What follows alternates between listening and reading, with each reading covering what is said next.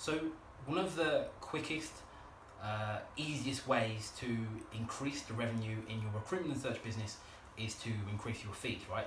It should go without saying that if you can get paid more for the work that you're currently doing, you'd be a lot better off, you generate more revenue and a lot more profits as well. And the reason we say it's like one of the, obviously the quickest and easiest is because in reality, for you to get higher fees, all it takes is you making a decision, right? You could go out tomorrow, the next time you pitch, and say, rather than saying whatever your current fee is, you could add 1% to it, 10% to it, 20% to it. We even had a client who a few months ago doubled their fees. So all it takes is a decision for you to make. But it's also like the area we get the most pushback. It's also the area we get the most complaints, the most, I guess, reluctance to do it because of 3 myths that stop you raising your fees. So the first of the 3 myths is that most recruitment and search firm owners believe that their clients buy based on price and price alone, meaning that if they raise their fees and there's someone else who would do it cheaper, they'll go with the cheaper option. Terry, again, you can explain why this isn't true. Just to recap, I get this every day of the week, don't we? My clients buy on price and price alone. Just think about that statement for a moment. If that were true and your clients were buying on price and price alone, your clients would only be buying from the cheapest recruiters, and the cheapest recruiters would be dominating the market, and the cheapest search firms would be dominating the market. What you know, and I know, and everybody knows, that isn't the case. There are recruiters out there who are incredibly cheap. They're recruiters that do fixed fees. I talked to a guy's fixed fee of, I think it was £299, which is about $500 something per placement, regardless of salary. But they're not dominating the market. That isn't true. Your clients don't buy in price and price alone. And don't get me wrong, I'm not saying that your clients aren't saying it's important, but it's not the be-all and end-all. And you can go away and test that at any time. Not all your clients buy in price and price alone, but that is a common myth. And again, if this was really true, and we all cared about was pricing, we'd all be driving around in the cheapest cars, we'd all go on the cheapest holidays, we'd all wear the cheapest clothes, because we would be so concerned with price above anything else. That's what we'll do, and again, you probably don't do that in your own personal life. We certainly don't do that, and very few of your clients actually do that as well. So we know that's not true. The second big reason, or the second big myth that people believe, is that if they raise their fees, then they'll give their competitors the edge. So if you raise your fees in your business now, will you give the edge to your cheaper competitors? Again, Terry just touched on this, but if that were true in any market, so not even just related to recruitment now, in any market, it would always be the cheapest who dominates that space. It would always be the cheapest provider who dominates the space, which we know that isn't true. I actually can't think of any examples where that is the case, where the cheapest one wins.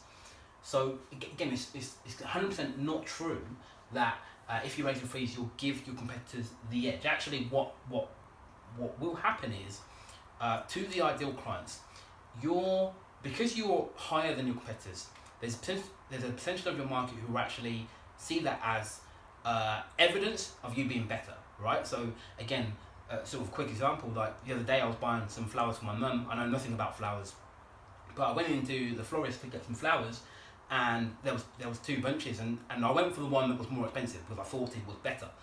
It might not be, I don't know, but same with you. If you're out there saying you're the best in the market, you give the best results, you've got the best service, but then when you pitch you're cheaper than your competitors, actually your client's going to find that hard to believe. If you really think you're the best, why aren't you either priced the same or priced more expensive?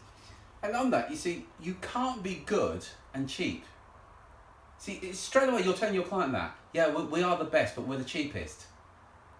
Even if it's true, your clients will find it hard to believe, the same way you would find it hard to believe if someone was trying to sell you a house, a car, whatever it was, and they said this one's better than that one, but the one that was, it was the one that they saying was better was significantly cheaper. You'd have doubts about it, and again, some of your clients will be in that same boat. Again, just finish off with this. If that was true for my clients buying price alone, if I raised my fees, my competitor got all the business, there would be no such things as designer brands. Just think about it a minute. If that was true, those 2 statements were true, and please don't say, yeah, but my market's different. I promise you it's not. See, I get this conversation every day of the week where clients say to us, yeah, but Terry, I work in XYZ market and it's different. And my response is always the same. I also work with some of your competitors who are charging higher fees, because one of the things that we can show our clients what to do is to charge higher fees. And there is something that you have to do to get higher fees. Your market isn't any different, I promise you. Your clients don't buy on price alone. Yeah, and just on that, my market is different excuse that you often hear.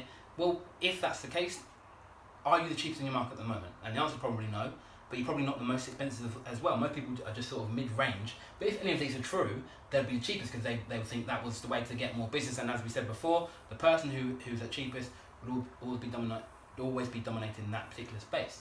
And the third sort of myth or excuse that we get is that I can't raise my fees without losing any business. And again, that might be partly true, because if you raise your fees, there's a good chance, or a small chance, should I say, that you will lose some of your clients. But what I can promise you is that the clients that you lose will be your nightmare clients, the worst clients, the ones you don't particularly enjoy working with. I mean, if you think about your client base now and all the clients you work with, I can guarantee that the ones who gave you the most headaches, caused the most pain, the most frustration, drained you the most, will be the ones who gouged and complained about the fee and really got you to reduce your fee as well. Is there anything you want to add to that? Yeah, and often the clients that screw you down in fee are often the worst payers as well, which is worth considering. So as Drew said, there is a possibility you may lose some business, but you're going to lose the right type of business. Here's the other thing to consider as well. When you increase your fees, you're going to substantially increase your profits because your costs remain the same. So sure, you may lose the odd client, but your profits will actually increase. And at the end of the day, you are in business to make a profit. Yeah. Nothing else but to make a profit. And again, not only will your profits and revenue increase, you'll also be working less as well. Do you agree with that, Terry? Yeah, absolutely, yeah. So listen, look, all of these are myths, right? But in order to do that, in order to increase your fees and still dominate the space and still get more clients, you need to know the right way to do it. And we're hosting a free online seminar that reveals just that. So if you want to know how to get more clients at the right fees and when you want them, click the link in this post and join our free online seminar that reveals how recruitment and search firm owners can get their dream business and attract high quality clients on demand. So click the link in this post now and I'll see you on the other side.